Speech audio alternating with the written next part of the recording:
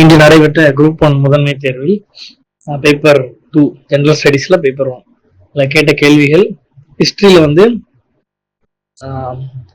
First 10 மார்க்ல flag கோடு, அது வந்து flag cost பண்றதுக்கான அந்த இன்ஸ்ட்ரக்ஷன்ஸ் அண்ட் ரூல்ஸ் அது கேட்டிருந்தாங்க. ஸ்கூல் அண்ட் காலேஜஸ் அதுல எப்படி பண்றதுங்கிறது. அடுத்து மெக்காலேயோட மினிட்ஸ் கேட்டிருந்தாங்க. இந்த மாதிரி செல்ஃப் ரெஸ்பெக்ட் மூவ்மெண்ட், சுயமரியாதை இயக்கம் வந்துட்டு இப்போ இருக்கிற அரசியல்ல எப்படி தாக்கத்தை ஏற்படுத்துது அந்த கொஸ்டின்.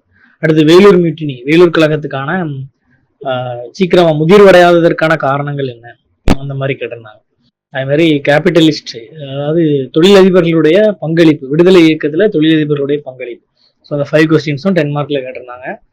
அடுத்தது 15 மார்க்ல காந்தியோட லைஃப் அண்ட் அவருடைய பிரின்சிபிள்ஸ், அதனுடைய தாக்கங்களை விவரின்னு கேட்டிருந்தாங்க. பிரிவினைக்கான காரணங்களும் விளைவுகளும் அடுத்த கொஸ்டின்.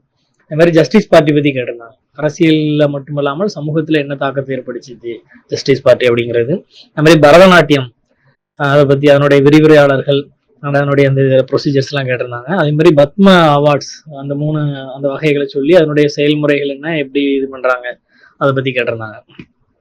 சோசியல் இஷ்யூஸ்ல 73rd அமெண்ட்மெண்ட் வந்துட்டு ஜென்ரலா அதனுடைய தாக்கம் என்ன, மதிப்பிடுக அப்படின்னு சொல்லி 10 மார்க்ல கேட்டிருந்தாங்க சோசியல் இஷ்யூஸ்ல. 2வது கொஸ்டின் என்னன்னா வன்முறை பத்தி கேட்டிருந்தாங்க. ஆமா, வயலன்ஸ் பத்தி கேட்டிருந்தாங்க. அடுத்தது குளோபலைசேஷன், உலகமயமாக்கல் வந்து கல்வியில ஏற்படுத்திய தாக்கம் என்ன அப்படிங்கிறத கேட்டிருந்தாங்க. அது மாதிரி சைல்டு அபியூஸ் பத்தி ஒரு கொஸ்டின் கேட்டிருந்தாங்க. குழந்தை துஷ்பிரயோகம், அதுக்கான காரணங்கள், தாக்கங்கள் என்ன, என்ன மெஷர்மெண்ட், அதனுடைய விழிப்புணர்வு ஏற்படுத்துவதன் அவசியம் என்ன அப்படிங்கிற மாதிரி கேட்டிருந்தாங்க. அது மாதிரி இன்க்ளூசிவ் குரோத், உள்ளடக்கிய வளர்ச்சிக்கு வில்லேஜ் இண்டஸ்ட்ரீஸ் உடைய, கிராமப்புற தொழில்களுடைய மேம்பாடு எப்படி உதவுது அப்படிங்கிறது. இது 10 மார்க்ல. 15 மார்க்ல அதுலயும் 73rd அமெண்ட்மெண்ட், 73ஆம் சட்ட திருத்தத்தை வச்சு பெண்களுக்கு எவ்வாறு அதிகாரம் அளித்தது, உமன் எம்பவர்மெண்ட்டை லிங்க் பண்ணி கேட்டிருந்தாங்க.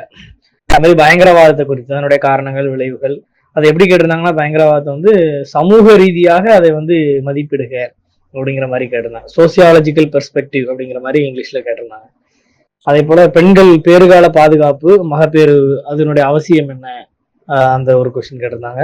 தமிழ்நாடு கவர்மெண்டோட ரீசன்ட் ஸ்கீம் அப்படியே சொல்லி கேட்டிருந்தாங்க. சமீப காலத்திய திட்டங்களை வந்து சமூக நலத்திட்டங்களை விவரி அப்படின்னு. அதே மாதிரி சிறுபான்மையினர் குறித்து ஒரு கொஸ்டின், சிறுபான்மையினருக்கு ஏற்படும் தாக்கங்கள் என்ன அப்படிங்கிறத கேட்டிருந்தாங்க. இந்த 5 கொஸ்டினும் 15 மார்க்ல. எத்திக்ஸ்ல பாத்தீங்கன்னா 10 மார்க் வந்து சிட்டிசன் சார்ட்டர், குடிமக்கள் சாசனம் ஃபர்ஸ்ட். அடுத்தது கோட் ஆஃப் கண்டக்ட் கேட்டிருந்தாங்க, நடைமுறை விதிகள். அடுத்த கொஸ்டின் திருக்குறள்ல 55வது அதிகாரம் செங்கோன்மை பற்றி விளக்கு அப்படின்னு கேட்டிருந்தாங்க.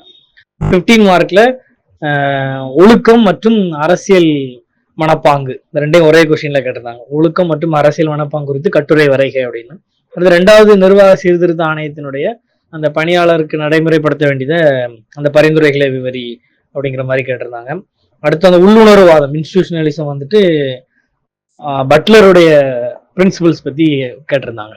இந்த 3 கொஸ்டினும் 15 மார்க்ல கேட்டிருந்தாங்க. தேங்க்யூ.